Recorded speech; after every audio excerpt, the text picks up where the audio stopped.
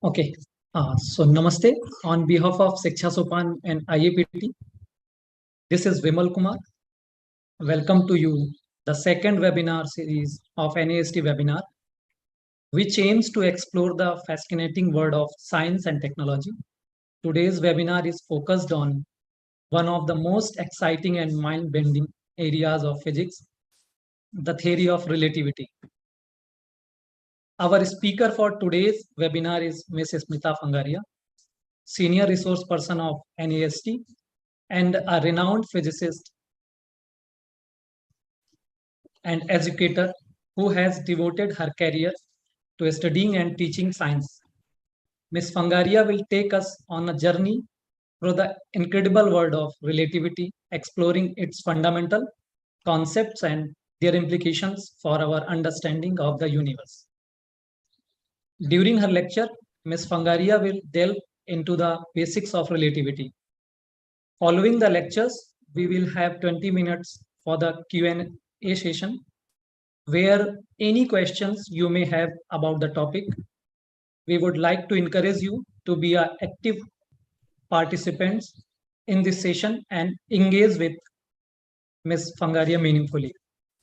Without further ado, I would like to invite Ms. Smita Fangaria to begin her lecture on the fantastic world of relativity. Thank you. Okay, thank you, Vimal ji. And sabhi ko namaste. This is the second, like Vimal ji said, this is the second in the series of webinars we are conducting from this platform, where we'll be holding the screening round of National Anveshika Experimental Skill Test, that is NEST. So I'll take you on this journey, like Vimal ji said. Relativity is something like everybody is fascinated with. कभी ना कभी तो हम relativity की बात करते ही हैं. So let us see what is this. And you know that Albert Einstein, he was the one who formulated this theory, and we remember him for that. So in 1905, Albert Einstein, he thought of this and then he published a paper. But before publishing a paper, Albert Einstein के मन में ऐसा क्या क्या बातें उत्पन्न हुई या क्या कौतूहल हुआ जिसके कारण से वो ये इतनी सुंदर थ्योरी लिख पाए. So that again takes us to a very beautiful experiment. और वो एक्सपेरिमेंट माइकल फैराडे का एक्सपेरिमेंट था, जिसने एल्बर्ट आइंस्टाइन को इंस्पायर किया कि वो ये इसके बारे में सोचें और स्पेस और टाइम और इस सब को के बारे में सोच के उन्हें कोरिलेट करने की कोशिश करें. I'll be talking to you in English as well as in Hindi, because I think most of us understand both, and we'll be comfortable, I suppose, with both the languages. So first of all, I will talk about this experiment. मैं आपको दिखाती हूँ, जो कि बहुत ही beautiful experiment है, जिसके बारे में आपने स्कूल में पढ़ा तो जरूर होगा, कुछ लोगों ने देखा भी होगा. तो पहले हम ये एक्सपेरिमेंट देखते हैं. Okay. Has my screen changed? Can anyone? जी मैम. Okay, thank you. तो यहाँ आप देख रहे हैं कि एल्बर्ट आइंस्टाइन हैं और वो बहुत गंभीर सोच में हैं. क्या देखकर? ये देखकर. तो ये देखिए हमारे साथ ये एक्सपेरिमेंट जो मैं आपके साथ शेयर कर रही हूँ. Just enjoy this experiment. ये शायद आपको पूरा दिखाई नहीं दिया.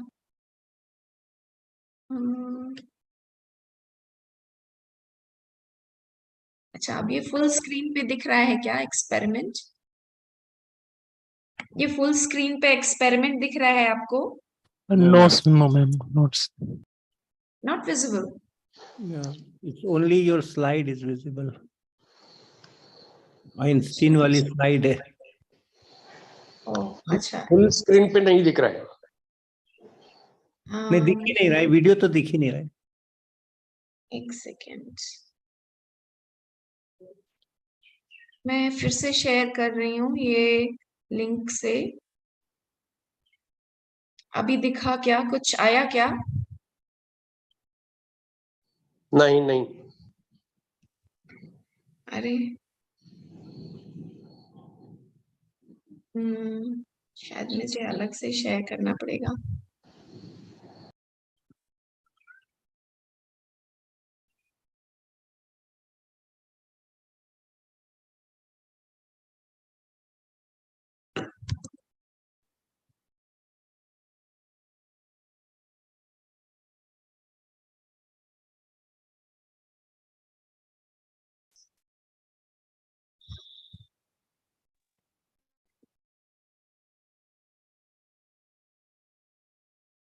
अब कुछ दिख रहा है क्या? अब ये एक्सपेरिमेंट दिख रहा है क्या? हाँ दिख रहा है। हाँ यस दिख रहा है। ओके ओके,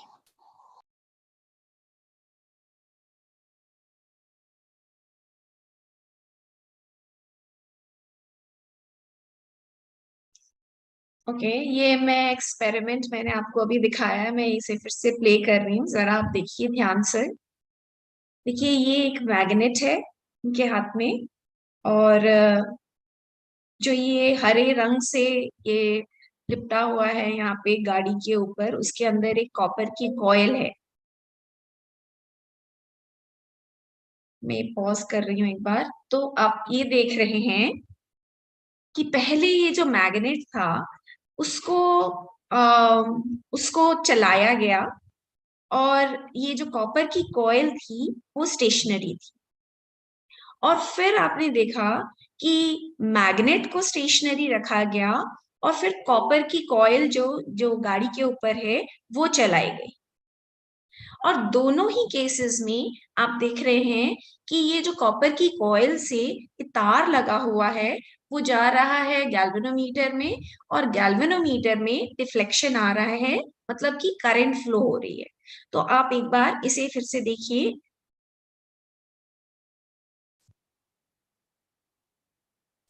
तो यहां देखिएगा कि ये मैग्नेट चला रहे हैं, कॉइल स्थिर है।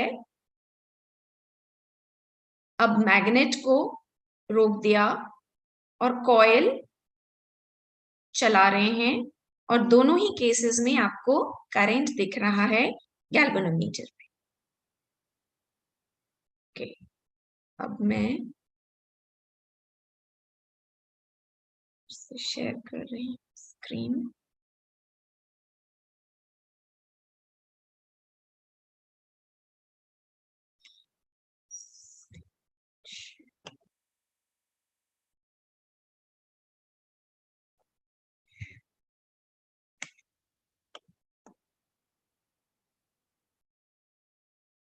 अब ये पीपीटी दिखने लगी क्या फिर से? Yes ma'am. Yes ma'am. Okay okay, तो ये एक्सपेरिमेंट था जो फैराडे ने परफॉर्म किया। अब ये एक्सपेरिमेंट हम स्कूल में भी देखते हैं। तो आपने देखा कि जब मैग्नेट स्टेशनरी थी और कॉइल मूव कर रहा था, या फिर कॉइल स्टेशनरी थी और मैग्नेट मूव कर रहा था, शायद मैंने एक ही बात दो बार बोल दी है, तो इन आइदर केसेस वो करंट शो होता है इन द गैल्वेनोमीटर। तो यहाँ पे हम अक्सर हम स्कूलों में ये चीज देखते हैं, पढ़ते हैं, तो हम इसमें क्या देख रहे हैं, क्यों हो रहा है ऐसा? दोनों ही केसेस में जब मैग्नेट जो है वो अगर चल रहा है कॉइल की तरफ, तब भी एक जो मैग्नेटिक फ्लक्स है वो कॉइल के थ्रू चेंज हो रहा है। और अगर मैग्नेट पकड़ के रखा हुआ है और कॉइल मूव करा रहे हैं, तब भी मैग्नेटिक फ्लक्स चेंज हो रहा है। और यही कारण हम कहते हैं कि ये करंट इसके कारण से इंड्यूस होता है उस कॉइल में। पर एक बात जो हमें सोचने की है कि करंट इंड्यूस होने के लिए वो जो इलेक्ट्रॉन्स हैं कॉइल में, उन्हें कोई फोर्स चाहिएगा। अब ये जो फोर्स है वो उसके लिए सोर्स क्या है? मान लीजिए कि अगर मैग्नेट, पिछले जब फर्स्ट केस में हमने क्या देखा कि मैग्नेट स्टेशनरी है और कॉइल चल रही है।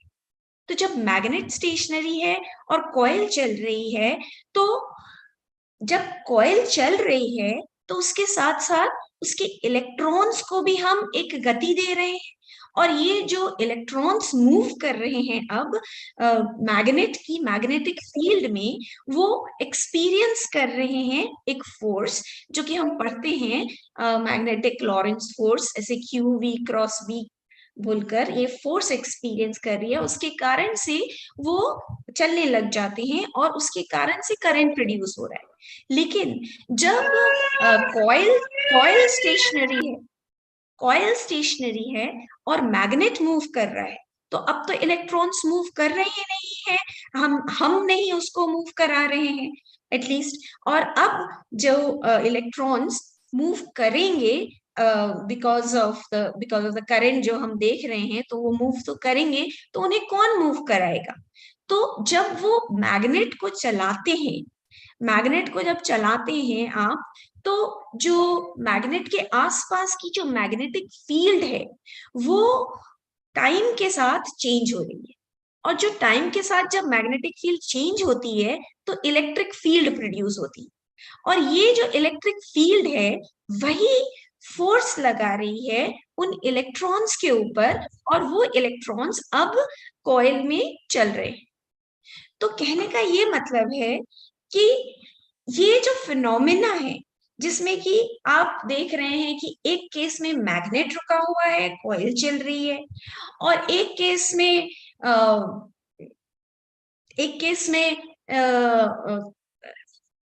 कॉइल चल रही है, मैग्नेट रुका हुआ है, दूसरे केस में मैग्नेट चल रहा है और कॉइल रुकी हुई है। दोनों ही केसेस में करंट प्रोड्यूस हो रहा है, लेकिन इन दोनों के करंट प्रोड्यूस होने के रीजंस कितने अलग अलग हैं।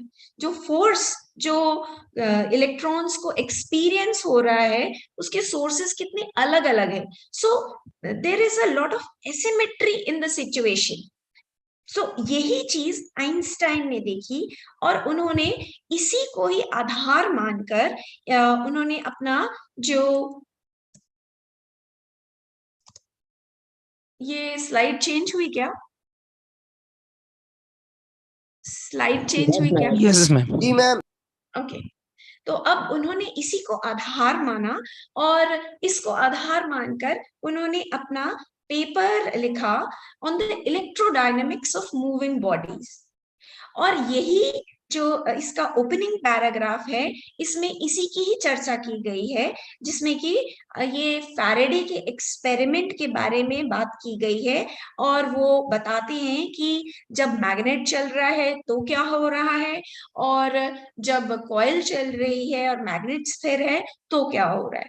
तो ये इतना एसिमेट्रिक सिचुएशन को देख के उन्हें लगा कि ये स्पेस और टाइम के कुछ रिलेशनशिप्स हैं, और उन्हीं को वो उन्होंने एक्सप्लोर किया अपने इस आगे के पेपर में। और इसी पेपर को फिर हम जो जानते हैं as a theory of relativity, वही यही पेपर है जो कि शायद अब यहाँ पे दिख रहा है, मैंने ये हटा दिया है ऊपर का, on the electrodynamics of moving bodies. लिखा तो था उन्होंने जर्मन में, बट ये यहाँ पे इंग्लिश इसका वर्जन है। तो यहाँ पर ये आप देख रहे हैं, that is the paper by Einstein, तो 1905 में जो उन्होंने लिखा, and that is the one which we are going to now explore, that is the theory of relativity. Now अब ये जो स्टोरी ऑफ रिलेटिविटी है हम सुनेंगे, ये हमारे एक कहानी के माध्यम से, और ये जो कहानी है इस कहानी के कैरेक्टर्स हैं हमारे हरी और मुस्कान। हरी और मुस्कान जो है, हरी की अपेक्षा मुस्कान एक गाड़ी में है और वो गाड़ी चल रही है। तो हम देखते हैं इन्हीं के ही ये इनकी कुछ गतिविधियों से ही हम समझने की कोशिश करते हैं रिलेटिविटी के कुछ एस्पेक्ट्स। तो अब ये यहाँ पर जो आपको स्लाइड दिख रही है उसमें हरी के लिए आप देख रहे हैं कि मुस्कान की गाड़ी चल रही है और वो दाहिनी तरफ चल रही है, यूनिफॉर्म मोशन में चल रही है। और दाईं तरफ आप देख रहे हैं कि मुस्कान के लिए, वही मुस्कान के लिए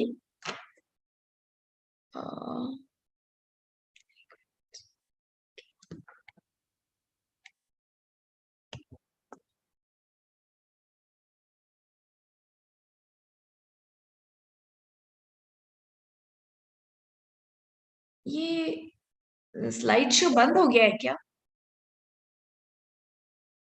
अभी चल रहा है slide- सब, चल रहा है, everything is going fine. Okay, so now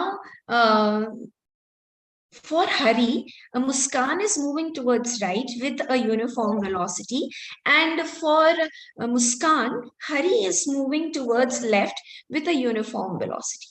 Now, who is moving? How can you say? And who is at rest? It depends on the observer. So for Hari, Muskan is moving, and for Muskan, Hari is moving. So there is nothing like who's moving and who is at rest unless and until we specify the observer. तो हमें observer specify करना बहुत जरूरी है. He is the main person in our entire analysis.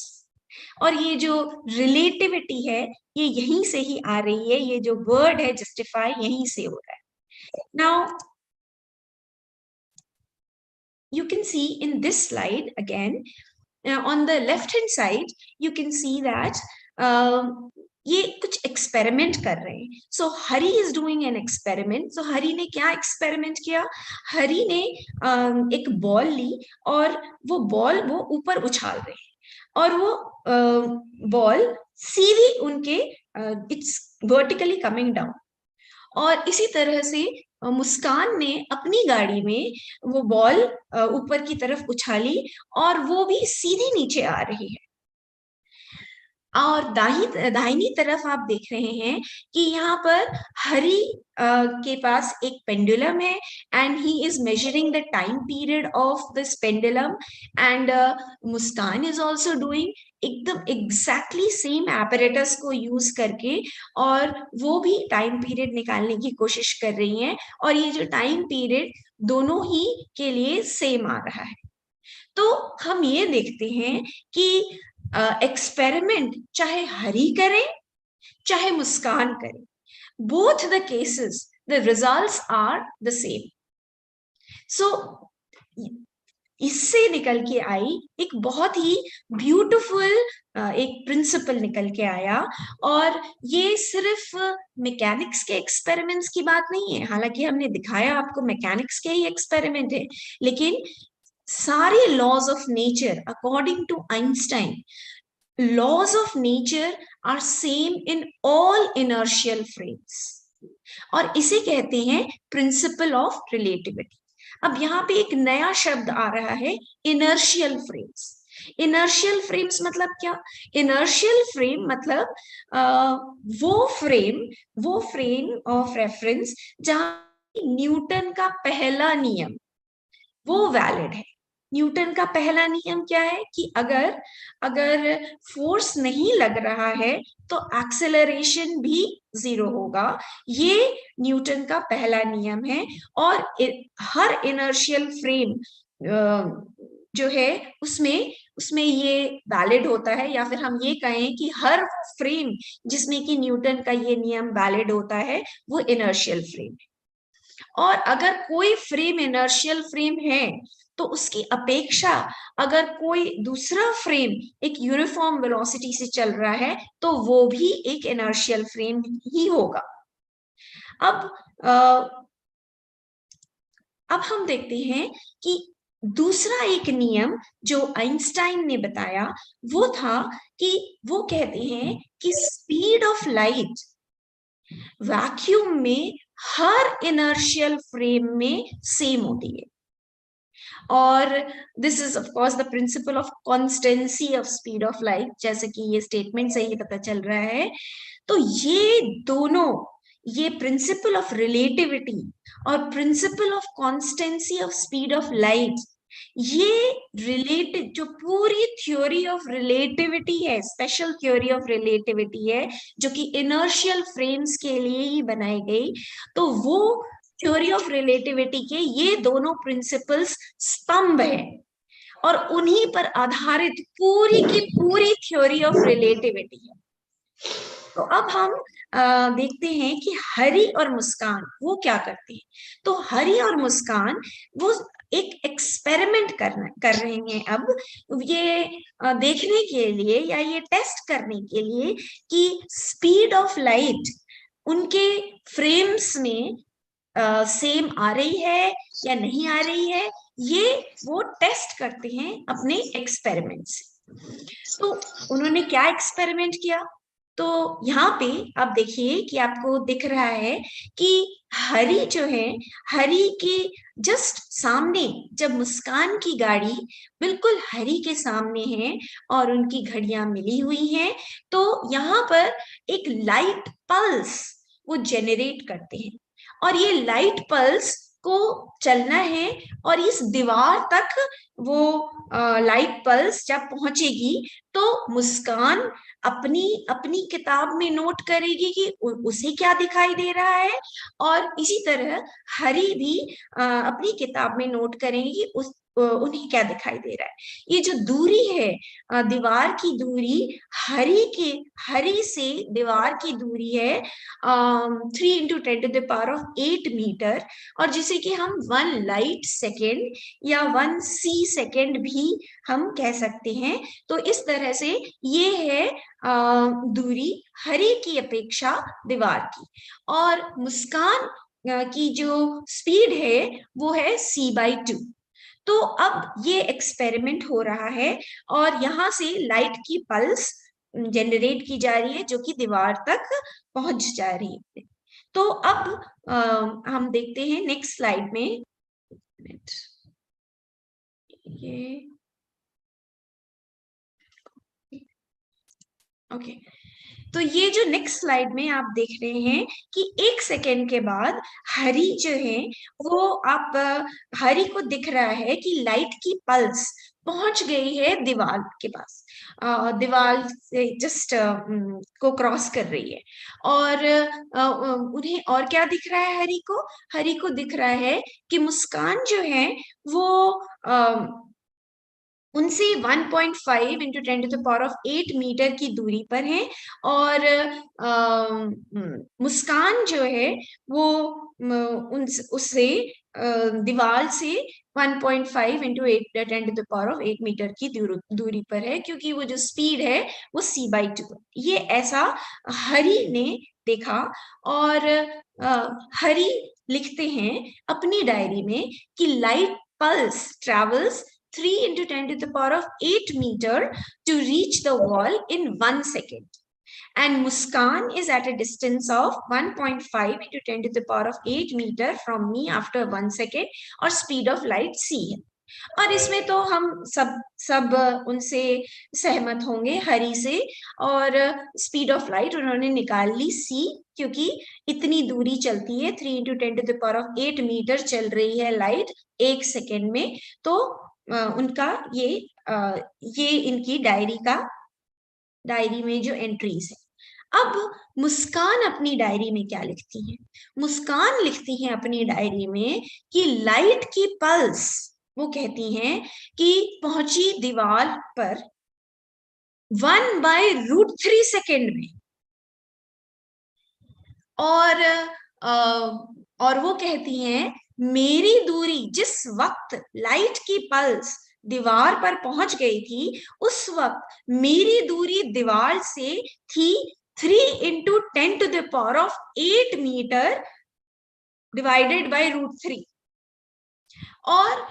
और इस हिसाब से स्पीड ऑफ लाइट जो है c है, क्योंकि मेरी दूरी दीवार से इतनी है और लाइट की पल्स पहुंची 1/√3 और इसीलिए स्पीड ऑफ लाइट मैंने भी मेजर की और वो आई c। अब हरि कहते हैं, Muskan, I think you made some mistake.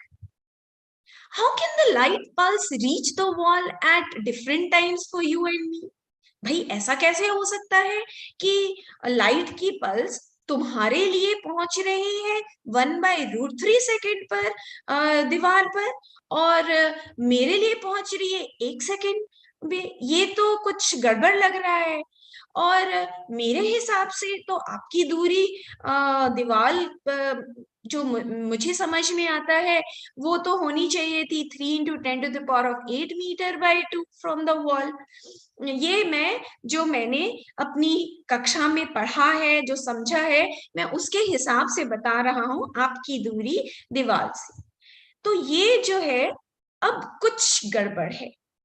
तो क्या गड़बड़ है? यहाँ पर दोनों ही परेशान हैं, हरि भी और मुस्कान भी। लेकिन देखने की चीज ये है कि मुस्कान और हरि दोनों ने ही लाइट की स्पीड c मेजर करी है। हालांकि हरि कह रहे हैं कि तुमने गलती करी है। तो अब देखते हैं कि आइंस्टाइन क्या कहते हैं। तो आइंस्टाइन कहते हैं कि no, both Hari and Muskan are correct. After all Einstein ने ही कहा कि स्पीड ऑफ लाइट हर इनर्शियल फ्रेम में c होनी चाहिए। तो दोनों की डायरी एंट्रीज के अकॉर्डिंग तो स्पीड ऑफ लाइट तो c ही आ रही है। तो हमें तो एक्सपेरिमेंट के ऑब्जर्वेशंस और रिजल्ट्स जो ऑब्जर्वेशन से आ रहे हैं वही मानना है। आप क्या गलत सोच रहे हैं वो हम देखते हैं कि आप क्यों ऐसा सोच रहे हैं। अब थोड़ी सी यहाँ पर हमारी परेशानियां जो हैं, हमें लग रहा है कि थोड़ी थोड़ी हमें परेशानी हो रही है इस चीज को ग्रास्प करने में। तो आइंस्टाइन समझाते हैं, think about how Hari measured the speed of light. वो आपसे पूछ रहे हैं कि हरि ने कैसे मेजर की स्पीड ऑफ लाइट। तो भाई कैसे मेजर करते हैं स्पीड? किसी भी चीज की स्पीड आप कैसे मेजर करेंगे? डिस्टेंस मेजर करेंगे और टाइम मेजर करेंगे। पर उसे मेजर करने के लिए आपके पास क्या होना चाहिए? रूलर होना चाहिए और क्लॉक होना चाहिए। तो हम यही आंसर देंगे कि हाँ भाई, रूलर और क्लॉक से हम मेजर कर लेंगे। तो आइंस्टाइन कहते हैं कि हरि ने कैसे मेजर किया? हरि ने अपने रूलर और अपने क्लॉक से ये मेजरमेंट करी। तो अपने रूलर और अपने क्लॉक से हरि ने मेजरमेंट करी। अब मुस्कान ने कैसे मेजर करी स्पीड ऑफ लाइट? तो अब हम बात करते हैं कि अच्छा, मुस्कान ने कैसे मेजर करी स्पीड ऑफ लाइट? तो फिर से वही बात, तो हमें लग रहा है कि ये बार बार एक ही सवाल पूछ रहे हैं। तो ठीक है भाई, हाँ, फिर से रूलर और क्लॉक से मेजर करा। लेकिन वो फिर से इंसिस्ट करते हैं with her ruler and her clock. Muskan ने अपने रूलर और अपने क्लॉक का इस्तेमाल किया। तो अब थोड़ा धर्म संकट थोड़ा और बढ़ रहा है। तो क्या does that matter? Then Einstein says, that is what matters. Time is just a reading measured in a clock for any event. It depends on the observer's frame. This is something which is really revolutionary. इसका कहने का मतलब क्या है? अगर हम ये बात को सोचें तो इसका मतलब क्या निकल रहा है? मान लीजिए कि क्रिकेट मैच हो रहा है इंडिया में और क्रिकेट मैच शुरू होने वाला है 6 बजे।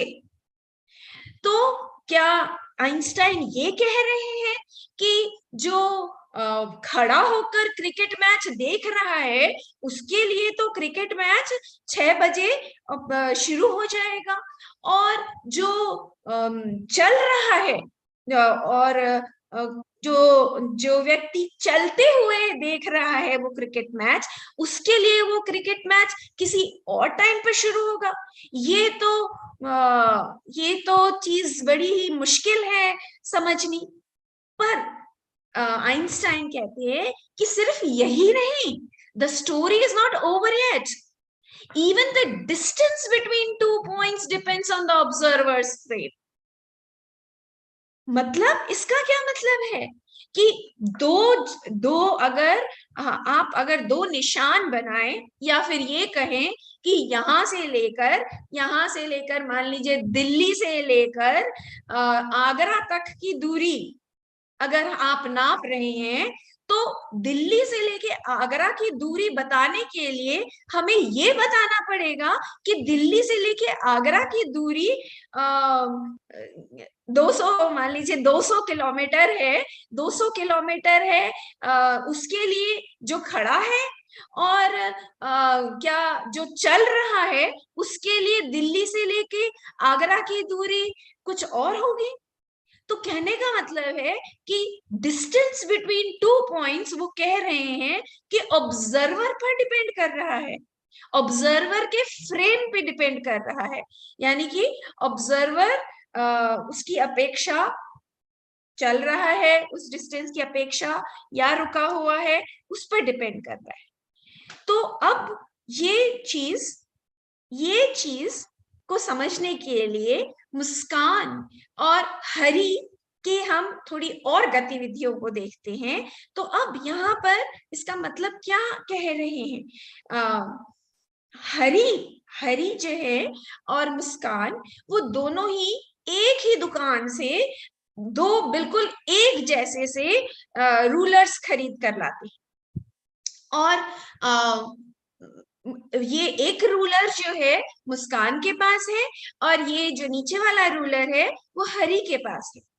तो हरि की अपेक्षा मुस्कान चल रही है अभी, और हरि कहते हैं मुस्कान तुम्हारा रूलर तो मेरे रूलर से छोटा है, और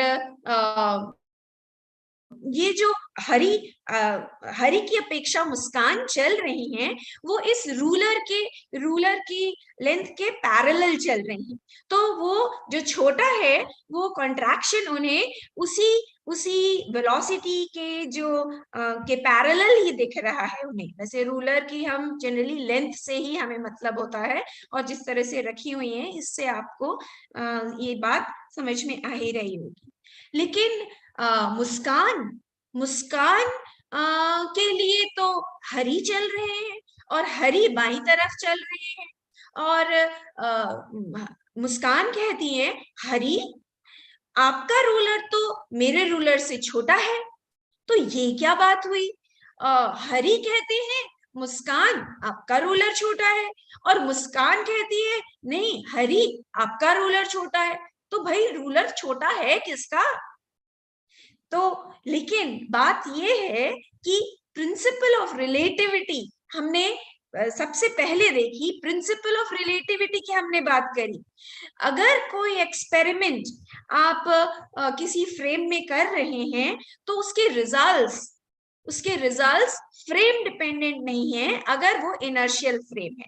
इसीलिए इसमें कोई कॉन्ट्रडिक्शन नहीं है अगर हरि कह रहे हैं कि मुस्कान तुम्हारा रूलर छोटा है, और मुस्कान कह रही है कि हरि तुम्हारा रूलर छोटा है। अब एक और देखिए इवेंट हम जिसकी बात कर रहे हैं, यहाँ पर मुस्कान जो है वो चल रही है और हरि देख रहे हैं। मुस्कान की घड़ी में जब 9 बजे है, यहाँ पे आपको स्लाइड में दिख रहा होगा मुस्कान है और वो सो गई। कब सोई? वो 9 बजे सोई, और उस वक्त हरि बिल्कुल उन्हीं के सामने थे। मुस्कान की गाड़ी बिल्कुल उनके सामने थी, और हरि की घड़ी में भी बिल्कुल 9 बजे। और थोड़ी देर के बाद मुस्कान की घड़ी में 10 बजते हैं और मुस्कान कहती हैं कि आई स्लेप्ट फॉर 1 आवर। और मुस्कान मुस्कान की स्पीड जो है वो c/2 है। हरी के लिए मुस्कान की गाड़ी की स्पीड c/2। तो पर हरी कहते हैं मुस्कान आप तो 1 घंटे से ज्यादा सोई हैं, बल्कि मेरे हिसाब से और मेरी घड़ियों के हिसाब से तो आप तो 1 घंटा 9 मिनट और 17 सेकंड सोई। अब ये तो मुस्कान लेकिन मानने को तैयार नहीं है कि मुस्कान और हरी कम्युनिकेट कर सकते हैं किसी तरह से। और अब दूसरी बात तो हम ये कह सकते हैं दूसरी बात करने से पहले कि मुस्कान की घड़ी स्लो चल रही है।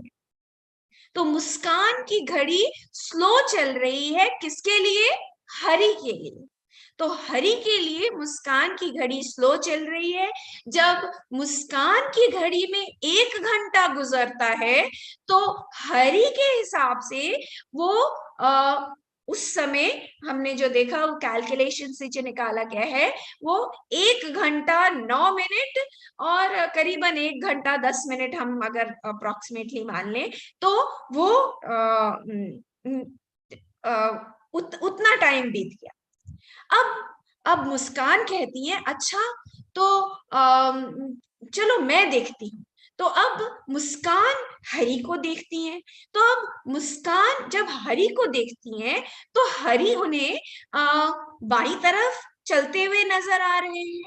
और हरी जो है हरी की घड़ी में अब और मुस्कान की घड़ी में 9 बजे है बिल्कुल। और अब थोड़ी देर के बाद हरी की घड़ी में जब 10 बजते हैं तो वो कहते हैं कि वो अपनी ड्रेस चेंज कर लेते हैं और वो कहते हैं कि मैंने अपनी ड्रेस 1 घंटे के बाद चेंज करी। पर मुस्कान कहती है कि नहीं हरी, आपने अपनी ड्रेस 1 घंटे के बाद चेंज नहीं करी है, आपने तो अपनी ड्रेस चेंज करी है 1 घंटे 9 मिनट और 17 सेकंड के बाद। तो अब क्या बात आ रही है कि मुस्कान के लिए हरी की घड़ियां स्लो चल रही हैं। लेकिन यहाँ पर ये जो है मैं एक यहाँ पे जो मुस्कान के सामने ये मूव होती हुई ये एरो बनी हुई है वो नहीं होगी, क्योंकि मुस्कान के फ्रेम में मुस्कान नहीं चल रही है, हरी चल रही है।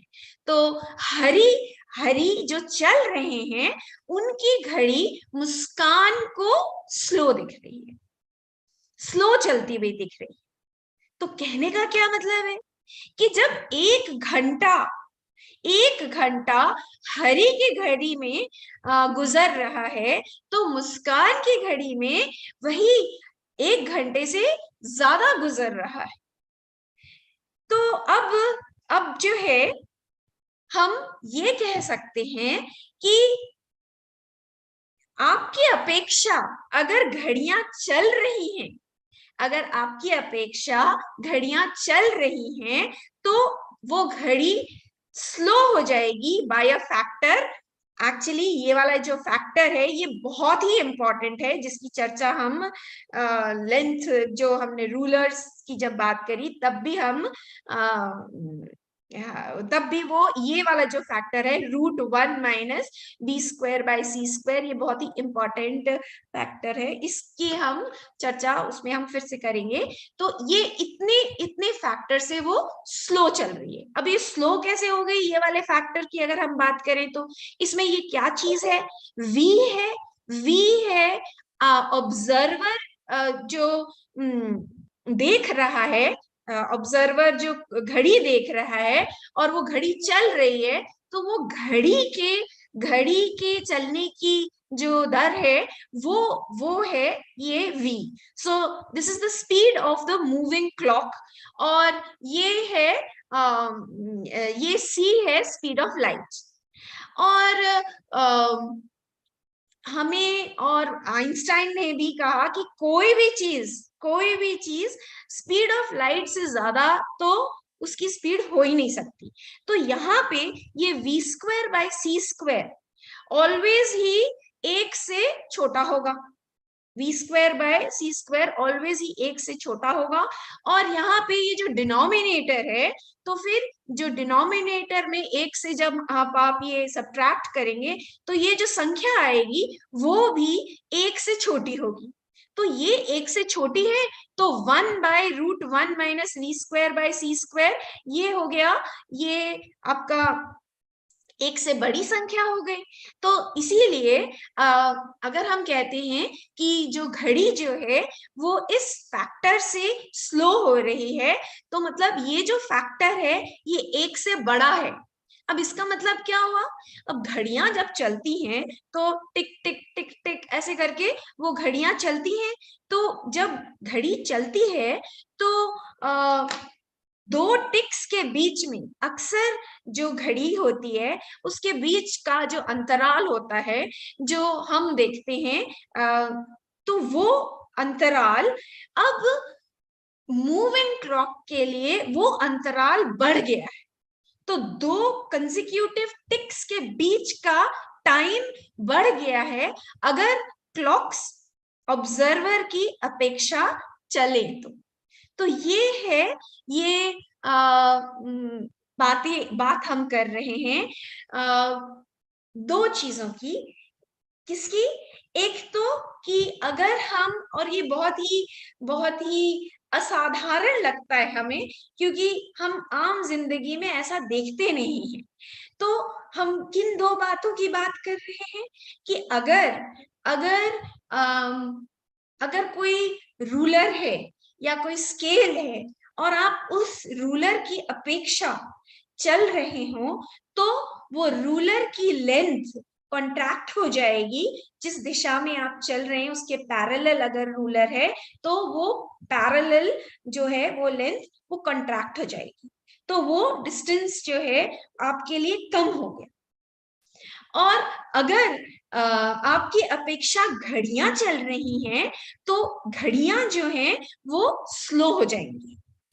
ये फिनोमेना को हम कहते हैं जब रूलर छोटा हो गया आपकी अपेक्षा, अब चलता हुआ रूलर अगर छोटा हो गया आपकी अपेक्षा तो उसे कहते हैं लेंथ कॉन्ट्रैक्शन। और जो घड़ियां धीरे हो जाती हैं उसको हम कहते हैं टाइम डायलेशन।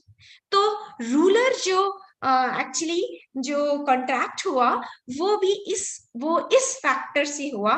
सो मैं शायद इसमें लिख सकती हूँ, मैं कोशिश करती हूँ।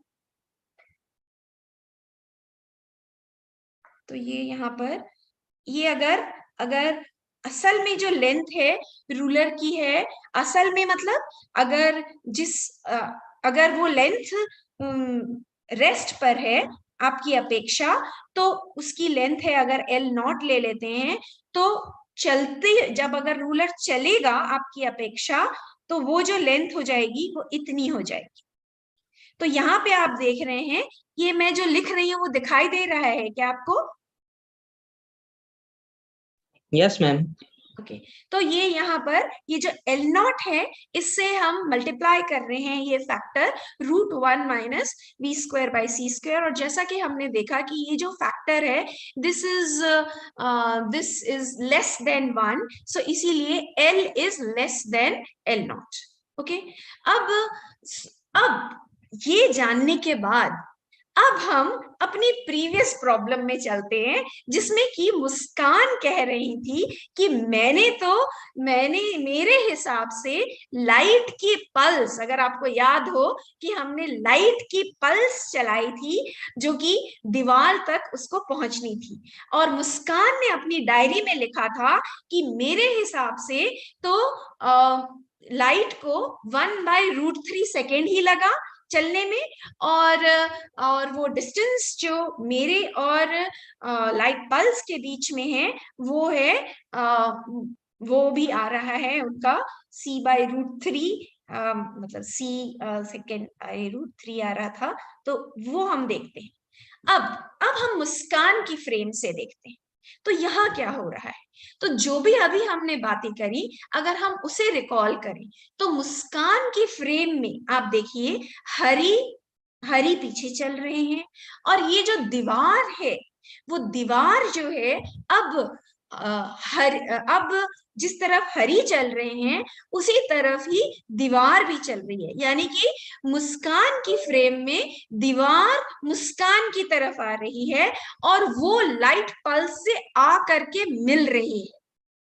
तो अब आप देखिए यहाँ पे ये सिनेरियो है कि लाइट पल्स जो है, लाइट पल्स को मिलने के लिए दीवार आगे आ रही है, और ये जो डिस्टेंस आप देख रहे हैं यहाँ पर, ये है मुस्कान का जो दीवार से जो डिस्टेंस वो देख रही हैं वो है, अब हम जो डिस्टेंस है L जो हमने पहले लिया था जो कि 3 × 10⁸ मीटर था, उसे हम L प्राइम कह रहे हैं यहाँ पर, और जहां से कि शुरू हुई थी कहानी जब लाइट पल्स जेनरेट करी थी। तो ये जो है ये है L प्राइम, और T प्राइम टाइम में लाइट पल्स जाकर दीवार पर पहुंची, और इतने टाइम में दीवार जो है कितनी आगे चली गई? दीवार चली गई VT प्राइम, तो दीवार आगे चली गई VT प्राइम। तो इसीलिए ये जो डिस्टेंस है आप देख रहे हैं मुस्कान और दीवार के बीच का डिस्टेंस अब है L prime minus VT prime. तो ये है डिस्टेंस मुस्कान और दीवार के बीच का। अब वो अपना कैलकुलेशंस करती हैं। क्या कैलकुलेशंस कर रहे हैं कि अब देखिए ये जो लेंथ है, ये जो पूरी जो लेंथ है जो हम कंसिडर कर रहे थे जहां से लाइट पल्स छोड़ी गई और दीवार तक की, वो अगर L है तो अब वो L नहीं रह के L प्राइम हो गई है, और उसे हमने इस फैक्टर √1 - v²/c² से मुस्कान ने देखा कि वो ये आ रही है उसकी वैल्यू। तो ये यहाँ पर एक्चुअली ये जो फैक्टर आता है ये √3/2 का फैक्टर आता है, और जो पहले हमने देखा था 3 × 10⁸ मीटर का जो डिस्टेंस था, अब वो रह गया 3 × 10⁸ इंटू √3/2, क्योंकि हम ये 3 × 10⁸ को लिख रहे हैं यहाँ पे C सेकेंड की तरह लिख रहे हैं। तो C यानी 3 × 10⁸ और 1 सेकेंड से मल्टीप्लाई किया तो ये यहाँ आ गया C सेकेंड, और इस तरह से इसे डिनोट किया गया है। अब स्पीड ऑफ लाइट उन्होंने कैसे निकाली मुस्कान ने? उन्होंने देखा कि उनकी दूरी दीवार से कितनी है, तो उनकी दूरी दीवार से इतनी थी, और उन्होंने उस टाइम से डिवाइड किया और ये आ गई स्पीड C। और इस हिसाब से अगर वो T प्राइम हम यहाँ से कैलकुलेट करते हैं तो हमें बिल्कुल दिखता है कि जो हरी के हिसाब से 1 सेकेंड का टाइम लगा लाइट को पहुंचने में दीवार तक, वही मुस्कान के हिसाब से लाइट को 1/√3 सेकेंड लगे दीवार तक पहुंचने के लिए। तो ये जो है ये बहुत ही इंटरेस्टिंग एस्पेक्ट है, और ये आया हमारा इन्हीं सब बातों को ध्यान में रखते हुए। अब हम एक गेम खेलते हैं। हमारे पास ज्यादा जो समय है वो इतनी सी देर में हम रिलेटिविटी का आपको बस एक फ्लेवर ही दे सकते हैं, तो इसीलिए एक गेम अब हम खेलने की कोशिश करते हैं जिसमें कि आप जो अभी हमने बातें की उसके हिसाब से ही ये गेम हरी और मुस्कान खेल रहे हैं। तो हरी कहते हैं कि I can trap Muskan in a garage। तो हरी जो है वो जानते हैं एक गराज, और वो मुस्कान की गाड़ी को उसमें ट्रैप करने की योजना बना रही है। और मुस्कान कहती हैं कि हरी तो मुझे कभी ट्रैप कर ही नहीं सकते। तो मुस्कान बहुत ही श्योर है कि हरी तो मुझे कभी ट्रैप कर ही नहीं सकते, और हरी बहुत श्योर है कि मैं तो मुस्कान को ट्रैप कर ही लूंगा इस गैराज में। तो अब ये देखिए ये सिचुएशन क्या है, और आप ये दाहिनी तरफ क्या सीन देखिए। और ये जो दाहिनी तरफ का जो सीन है इसमें हरि देख रहे हैं, और हरि क्या देख रहे हैं? हरि देख रहे हैं कि मुस्कान जो है, मुस्कान की गाड़ी है यहाँ पर, वो चल रही है, और ये है एक गराज है, और वो गराज हरि की अपेक्षा स्टेशनरी है, और मुस्कान की गाड़ी चल रही है। अब मुस्कान की गाड़ी जब चलती है तो हरि के लिए मुस्कान की जो गाड़ी की जो विड्थ है वो कम हो जाती है लेंथ कॉन्ट्रैक्शन के हिसाब से। तो ये आप देख रहे हैं कि इसीलिए उन्होंने योजना बनाई है, और हरि के हिसाब से आप देख रहे हैं, हरि के फ्रेम में आप देख रहे हैं कि अब ये जो मुस्कान की गाड़ी है वो इस गराज में अंदर जाती है, और ये गराज की जो विड्थ है वो अभी जो मुस्कान की जो गाड़ी की लेंथ है हरि के फ्रेम में, उसमें ये पूरी की पूरी अंदर समा जाती है। और जैसे ही वो अंदर समा जाती है, वो राइट तरफ के दरवाजे और लेफ्ट तरफ के दरवाजे दोनों से टकराती है, और वो जो दोनों दरवाजे हैं वो बंद हो जाते हैं। तो ये दोनों दरवाजे बंद हो जाते हैं, और हरि के हिसाब से उन्होंने ट्रैप कर लिया मुस्कान को। लेकिन अब हम जाते हैं मुस्कान की फ्रेम में। अब मुस्कान की फ्रेम में क्या हो रहा है? मुस्कान की फ्रेम में तो ये मुस्कान तो रेस्ट पर है, और ये गराज जो है वो उनकी तरफ चल रहा है। तो मुस्कान की फ्रेम में गराज उनकी तरफ चल रहा है, और धीरे धीरे गराज उनकी तरफ आ रहा है। और लेकिन क्योंकि गराज चल रहा है तो गराज की अब जो विड्थ है, अब वो तो हो गई है contract.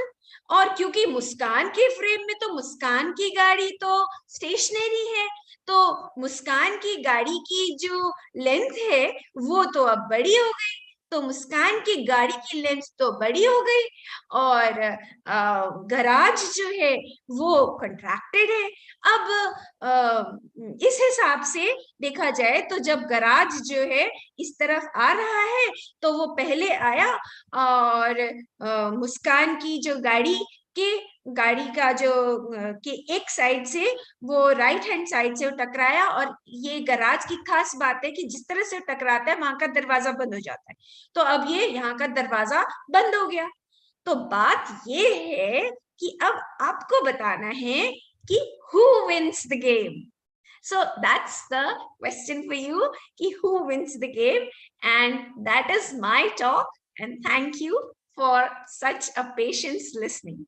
Thank you everyone, and over to you for questions. So now we have a question and answer round. Can I stop sharing? Stop sharing.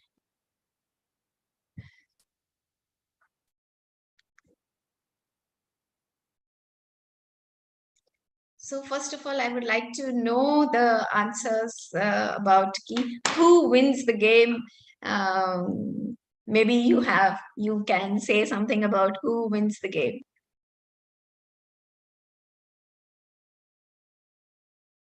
And physics wins the game here. Yeah, physics wins the game. Okay, Anurag. Okay, physics wins the game. That's a very nice answer. But then that doesn't tell me exactly what are you referring to. हमारे दो characters हैं, game तो हरी और मुस्कान खेल रहे हैं, तो आपके हिसाब से who won? Ma'am both at the same time. जैसे कि हम लोग पढ़ते हैं क्वांटम मैकेनिक्स में श्रोडिंगर्स कैट टाइप का both alive and dead at the same time, वैसे इसमें भी है कि हरी में और मुस्कान जीत रही है उसके फ्रेम ऑफ रेफरेंस में। हाँ, ट्रैप हुई हरी क्या? ट्रैप हुई या नहीं हुई? अगर हो गई तब तो उसको पकड़ करके और जेल वेल में ले जाएंगे। नहीं ट्रैप हुई तो भाग जाएगी वो। तो ट्रैप हुई कि नहीं, एक फ्रेम में ट्रैप हो गई, दूसरे फ्रेम में ट्रैप नहीं, ऐसा तो नहीं मतलब है। जाल बिछाया है ट्रैप करने के लिए, वो पकड़ पाए कि नहीं कि पकड़ पाए, दैट्स अ क्वेश्चन। और बाय द वे आइंस्टाइन जो थे उनको क्वांटम मैकेनिक्स से कोई सरोकार नहीं। सरोकार नहीं था, और इसीलिए हम क्वांटम तो थ्योरी ऑफ रिलेटिविटी में लाने की हमें आवश्यकता पड़नी ही नहीं चाहिए बिल्कुल भी। Okay, I read that as velocity approaches the speed of light, its mass increase. ये कौन कह रहे हैं? अच्छा, तो और भी आंसर्स दीजिए, आपकी आपकी प्रतिक्रिया तो बताइए। हमने आपके सामने एक सवाल पूछा, आप अपनी प्रतिक्रिया बताइए। तो चैट पे मुझे कुछ आंसर्स दिख रहे हैं, तो वो मैं देख लेती हूँ।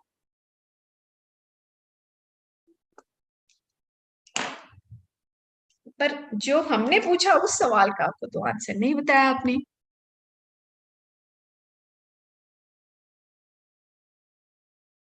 अच्छा चलिए, ऐसा लग रहा है कि ये आंसर देना ही बड़ा मुश्किल काम है, तो आप ही की बात मान लेते हैं कि हरी की फ्रेम में तो ट्रैप हो गई, हो रही है शायद, और मुस्कान की फ्रेम में ट्रैप नहीं हो रही है। दोनों फ्रेम में अलग अलग हो रहा है काम। तो खैर, ये जो है यहाँ पर हाँ, प्रियांशी कह रही है ma'am both win, but both win में अब बात तो ये आ जाती है ना कि इधर मुस्कान जो है, she if she's trapped then she stays in the car and she stays in the garage, and if she is not trapped then she gets out of it. So okay, so we will think about that question, and the point is कि yes, in both the frames you have, in the both the frames जिसमें आप बात कर रहे हैं यहाँ पर, okay, but shouldn't I'm here reading some chats जिसमें कि क्या कह रहे हैं कि the frame, by frame of the girl she's free, and by the frame of Hari she is trapped. Okay. Okay, by frame of Hari she is trapped, and by frame of girl she is free. Fine. That's Priyanshi जो ये कह रही हैं, और प्रज्ञा ma'am कह रही हैं but shouldn't the result of the experiment have been same?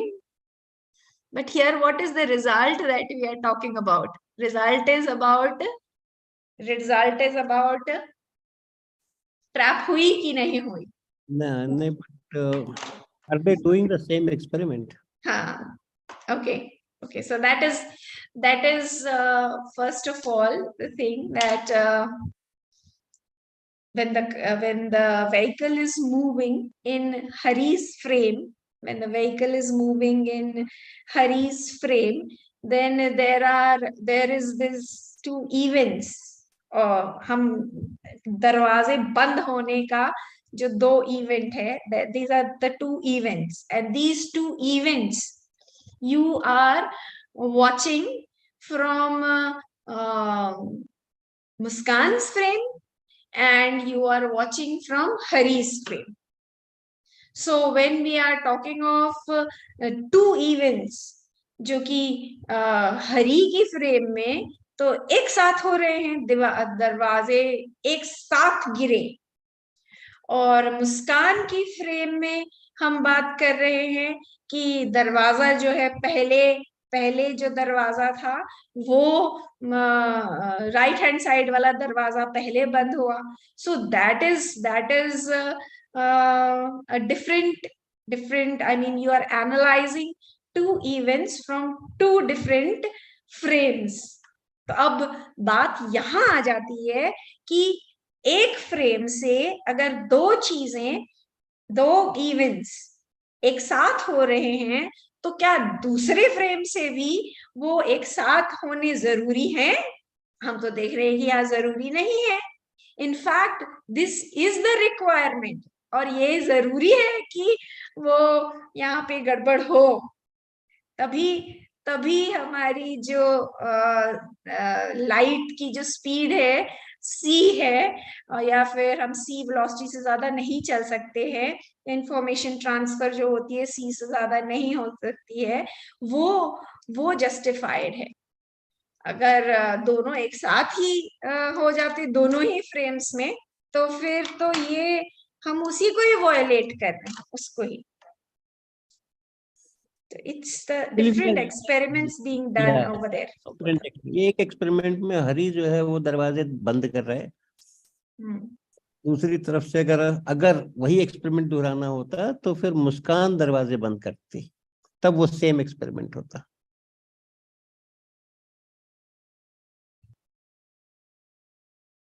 Okay.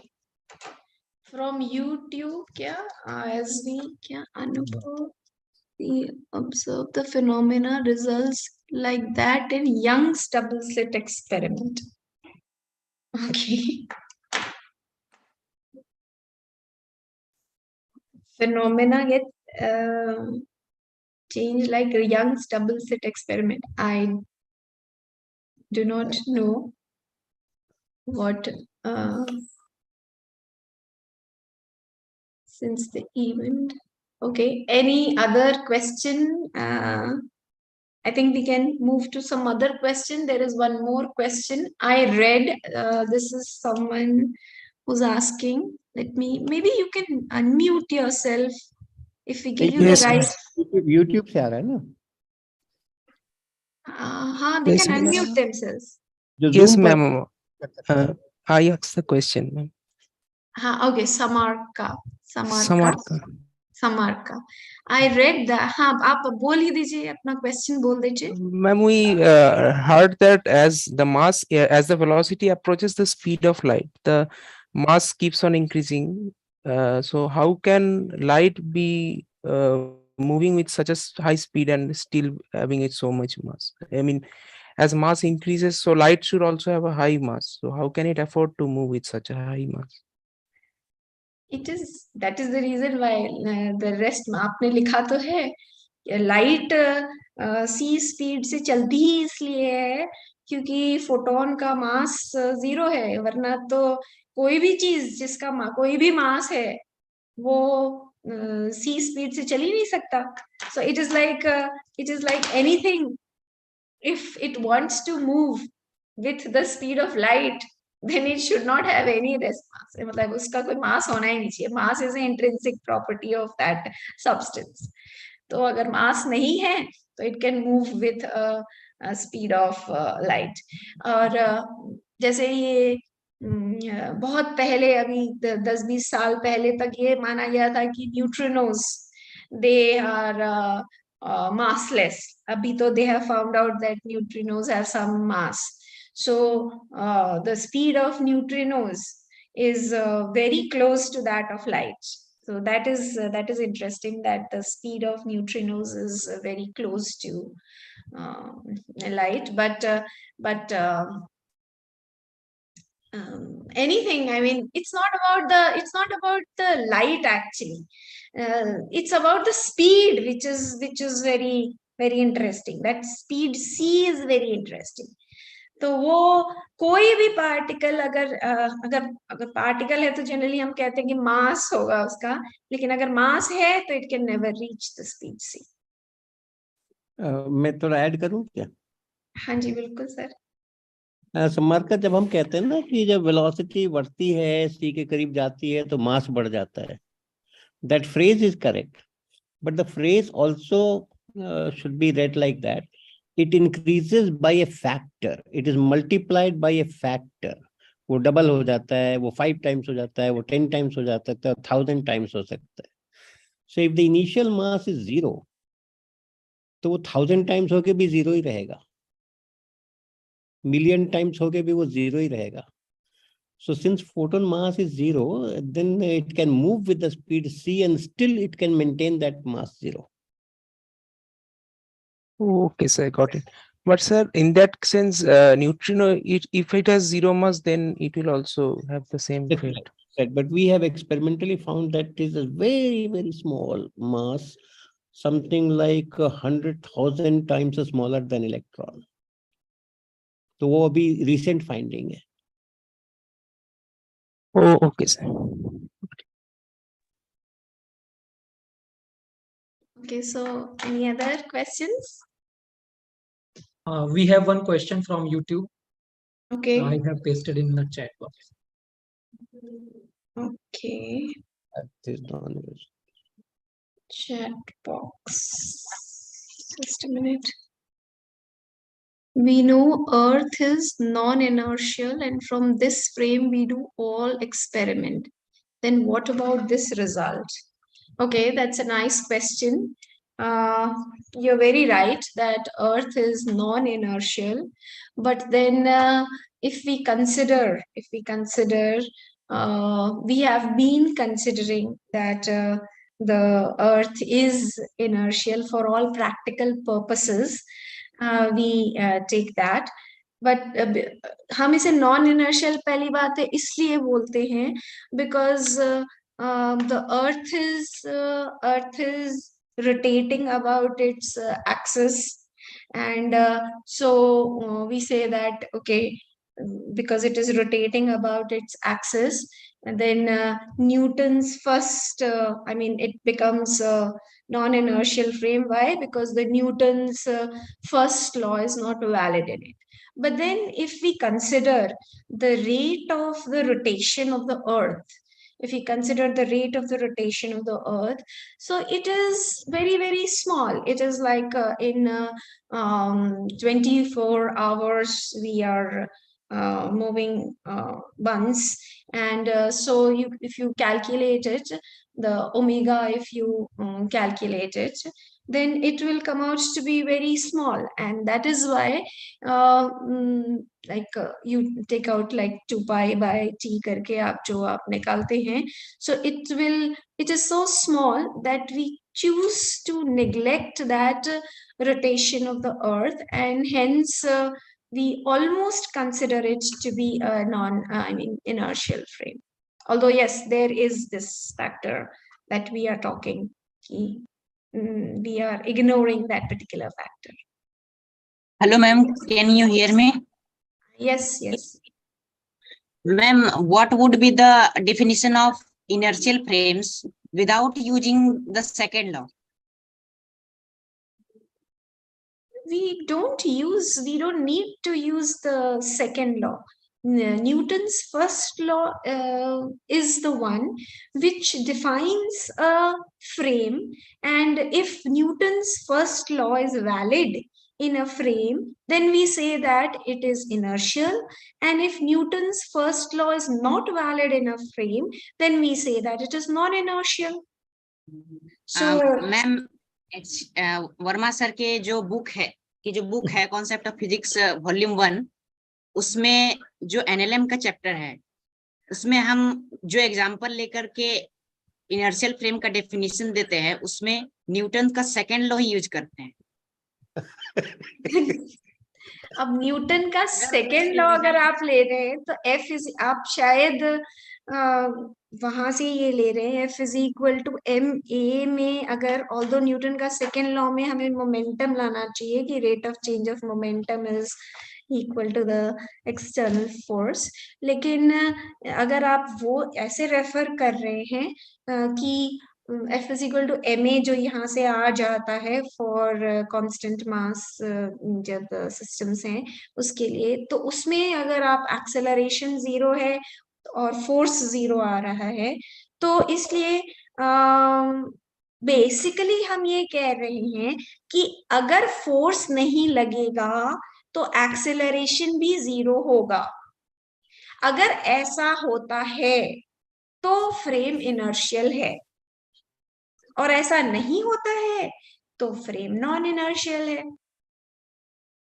तो मैम अब नेट फोर्स हम लेना चाहते हैं किसी मास पर, तो वो तो जितने भी कॉस्मोस में और पूरे स्पेस में जितने हैं सब ऑब्जेक्ट्स की वजह से नेट फोर्स 0 लेना पड़ेगा। तो इनर्शियल फ्रेम तो पॉसिबल नहीं है प्रैक्टिकली। अगर आप ये सोचे तो मतलब आप नेट फोर्स, अब जैसे कि कोई चीज अगर रुकी हुई है, कहीं पर रुकी हुई है, अब जैसे कि अगर ये कोई भी चीज के ऊपर जब हम फोर्स लेते हैं तो हर तरफ से मान लीजिए उसके ऊपर फोर्स है, किसी भी सोर्सेस के कारण, आप जो कह रहे हैं कॉस्मोस में ये वो, लेकिन नेट फोर्स ही तो मैटर करता है ना। नेट फोर्स अगर उस चीज के ऊपर 0 है, और अगर नेट फोर्स उसके ऊपर 0 है और उसका एक्सेलरेशन 0 है, तो हम कहते हैं कि ये इनर्शियल फ्रेम। तो नेट फोर्स की ही हम बात जनरली करते हैं कोई भी चीज के ऊपर। अब जैसे किताब रखी हुई है टेबल के ऊपर, तो अब रखी हुई है टेबल के ऊपर किताब, तो उसके ऊपर उसके ऊपर फोर्स जो है, नेट फोर्स तो 0 ही है। क्यों 0 है? क्योंकि जो नॉर्मल रिएक्शन है किताब के ऊपर, और जो ग्रेविटी है जो फोर्स से उसके खींच रही है, वो दोनों आपस में एक दूसरे को बैलेंस कर रहे हैं वर्टिकली, और हॉरिजॉन्टली तो हम कोई फोर्स लगा नहीं रहे हैं। और आप अगर सोचने लगे कि हाँ ग्रेविटेशन के कारण भी कुछ कहीं से खिंचाव हो रहा है, उसके बगल में एक पेंसिल बॉक्स रखा हुआ है तो खींच रहा है उसे, या कुछ, तो भी फ्रिक्शन मान लीजिए, वैसे तो हम कंसिडर करते ही नहीं है क्योंकि वो बहुत ही कम फोर्सेस होते हैं, लेकिन नेट फोर्स 0 है। कहने का मतलब है कि नेट फोर्स 0। Yes ma'am. और एक डाउट कि आपने जब एक्सेलरेशन बोला था बीच में कि एक्सेलरेशन ऑब्जर्वर पर डिपेंड कर रहा है एग्जांपल में, एक्सेलरेशन ऑब्जर्वर पे डिपेंड कर रहा है, ऐसा कब? मतलब हमने तो वेलोसिटी की बात करी ना। पूरी जो थ्योरी ऑफ रिलेटिविटी थी, ये स्पेशल थ्योरी ऑफ रिलेटिविटी में एक्सेलरेशन की तो कहीं कहानी ही नहीं। एक्सेलरेशन की कहानी सिर्फ हम जब बात कर रहे थे इनर्शियल फ्रेम की डेफिनेशन की, तब हम बात कर रहे थे डिफाइन करने के लिए।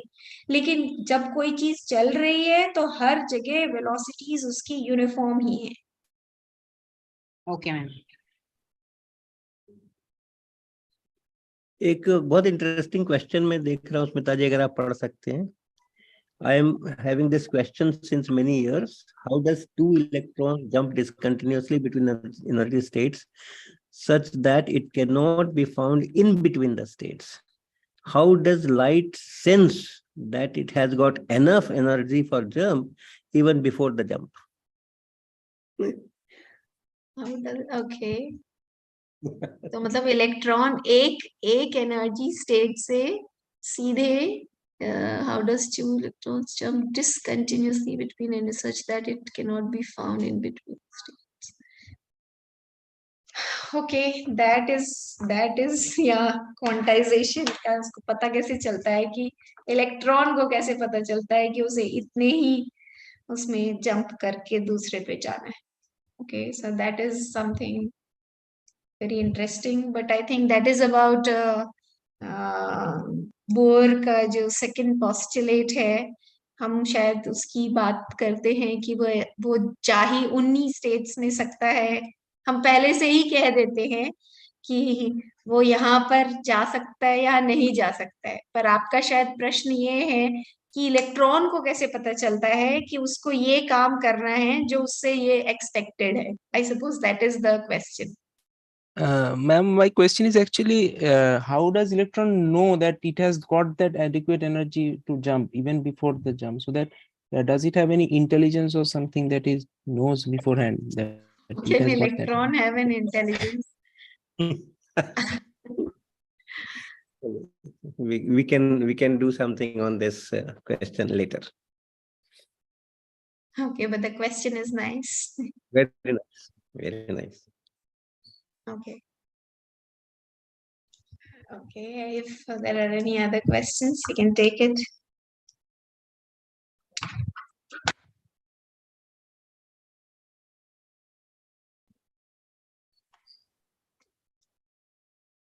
There is one question which will come in this YouTube session. That is, who wins? Okay.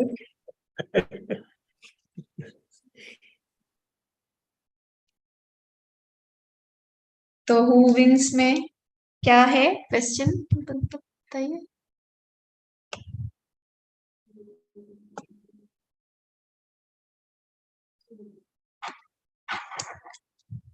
अच्छा, वो तो क्वेश्चन मुझे नहीं दिखा. मुझे एक और क्वेश्चन दिख रहा है चैट पे. तेजस Jain, he says that ma'am, clock is a mechanical device, so even if Muskan is moving with c/2, shouldn't the clocks show same readings?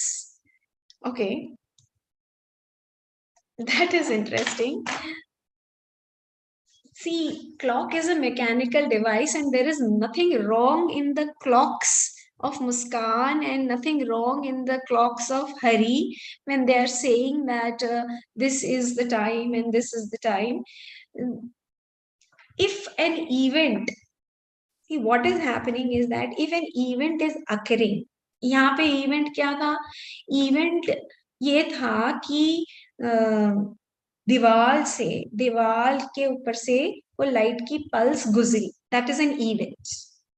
अब ये इवेंट का जो स्पेस और टाइम कोऑर्डिनेट्स हैं वो हरी के फ्रेम में और मुस्कान के फ्रेम में अलग अलग हैं, वो हमने देखा है. And that is possible. और वो वही हमने कैलकुलेशन से आपको शो किया कि ये होता है. और इसमें क्लॉक की बात नहीं है. अगर एक इवेंट को आप उसके दो, कहने का एक इवेंट के दो डिफरेंट कोऑर्डिनेट्स हो सकते हैं, स्पेस के और टाइम के कोऑर्डिनेट्स हो सकते हैं, और आपकी क्लॉक भी वही दिखा रही है जो कि उसके उस इवेंट के कोऑर्डिनेट्स हैं. पर एक मजे की बात ये है कि अगर मान लीजिए हमने आपको कहा शुरू में कि लाइट की जो पल्स है, लाइट की पल्स जब शुरू हुई तो मुस्कान और हरी, उन दोनों की गाड़ी मतलब मुस्कान की गाड़ी और हरी बिल्कुल सामने सामने थे और उनकी घड़ियां मिली हुई. तो उनकी घड़ी, उन्होंने वो जब एक ही जगह पे थे और एक ही टाइम पर थे, तो फिर अगर कोई चीज कहीं होगी तो वो पक्का वो आप उसका स्पेस और टाइम कोऑर्डिनेट्स हर जगह सेम ही होगा. तो जब लाइट की पल्स चली तो उस इवेंट का जो कोऑर्डिनेट है हम ले सकते हैं, दोनों के लिए x भी 0 ले सकते हैं और मुस्कान के लिए x प्राइम भी 0 ले सकते हैं. और टाइम का जो है टाइम भी घड़ियां जो हैं मिला लेते हैं हम. मान लीजिए हमने 0 कहते हैं हम अक्सर, लेकिन कोई भी एक पर्टिकुलर टाइम पर वो घड़ियों को मिला सकते हैं.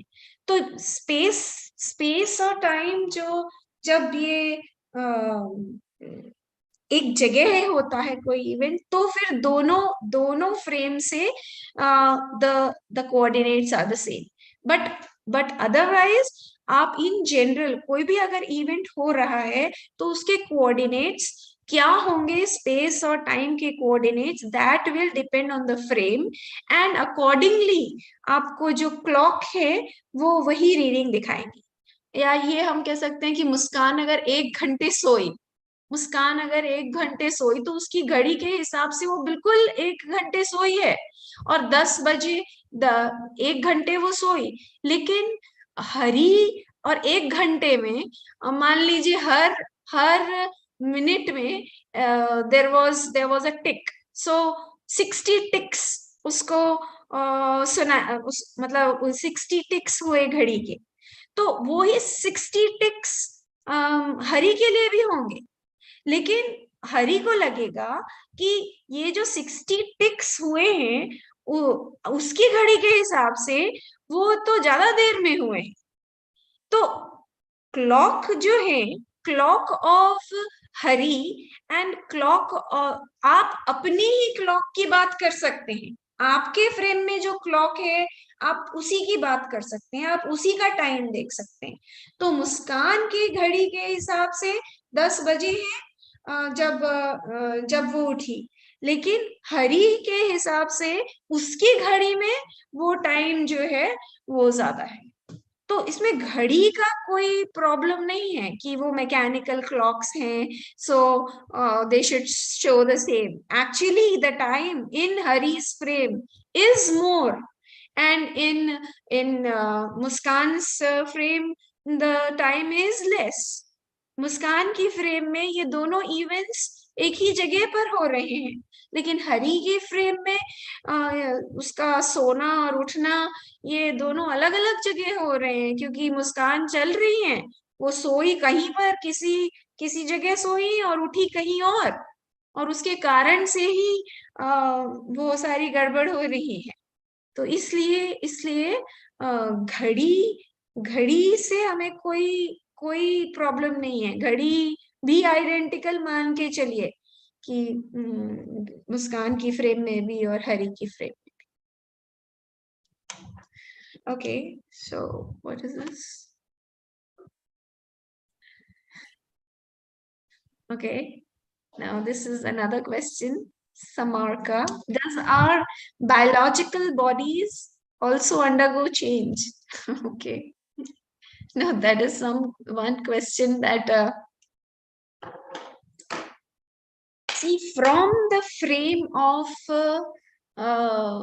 the person, the Muskan ki frame और हरी की frame, they are exactly equivalent.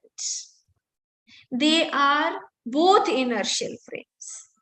और अगर मैं चल रही हूं तो मुझे कभी पता ही नहीं चल सकता कि मैं चल रही हूं, unless and until some other observer says कि हाँ जी मेरे रेस्पेक्ट में आप चल रहे हो, मेरे फ्रेम में तो मैं रेस्ट पर ही हूं। So I don't so if and you, when you are living, you live in your own frame. So if you live in your own frame and you don't even, there is nothing different from and your frame is no different from any other frame, then why should any changes happen? I think I don't agree with this, but that's what I think, so according to the principle of relativity, because every frame is equivalent. What the other person is, मैं कैसे चल रही हूँ, वो दूसरा person कैसे देख रहा है, क्या कर रहा है, वो मुझे तो कंसर्न नहीं कर रहे हैं ना। So why should my processes become slow or anything? So, ma'am, in that sense, our body will be younger, but the person seeing us will look older to them. Okay, but then because it is an inertial, if you are considering two frames and they are equivalent, generally this is the paradox which we talk about, कि कोई गया spaceship से and then he returned back, and because he was going with such a velocity, so time slow हो गया, so he's younger. But then actually the problem is that we are not talking of two inertial frames over there. वो जब गया, then he was like going with a certain velocity till the time, but then he has to turn back to come back to you. Otherwise, though, if we look at it, then one person is, if with respect to me, someone is moving, then मान लीजिए उसका birthday है, birthday एक साल में आता है, हर बंदे का एक साल में आता है, but then according to me अगर उसकी स्पीड बहुत ज्यादा है तो उसका बर्थडे देर देर से आएगा, अकॉर्डिंग टू मी उसका बर्थडे देर देर से आएगा, एंड देन बिकॉज देर देर से आएगा सो आई विल से दैट वो धीरे धीरे एज कर रहा है, बट देन वो पर्सन भी तो he can say the same thing for you because you are also in equivalent inertial frame, तो for him also तुम्हारा बर्थडे भी देर देर से आएगा, और अगर बर्थडे देर देर से आएगा so you will I mean for him you will be aging slower. तो now again the paradox कि भाई कौन छोटा कौन बड़ा, who's younger and who's older. So it's a perspective of the observer. From one observer's point of view, okay, वो younger है और वो दूसरे वाले observer के हिसाब से you are so if both of them continue to move in their own inertial frames, so you can continue to think that okay, the other person is younger and I've become older, but then he will continue in his own way and he will also think the same for you. So that's the thing. So again, this question of two twins and all, where if there are two twins, one moves with the speed v by 2 for 1 hour. So according to other is now 9 minutes older than him. Okay, v by, I think you meant c by 2 for 1 hour. Fine, so c by 2 for 1 hour अगर हम बात करते हैं, then yeah, I think you're using the calculations हम ही use कर रहे थे. So yes, वो because उसके लिए time अब बढ़ गया by this much time, so he'll say he's elder, but then the same will the other person say. वो भी यही बोलेगा कि you are older. So again the paradox comes. Who's older, who's younger? According to Hari, Muskan is older, and according to Muskan, Hari is older. So that's something very interesting. Okay, so let us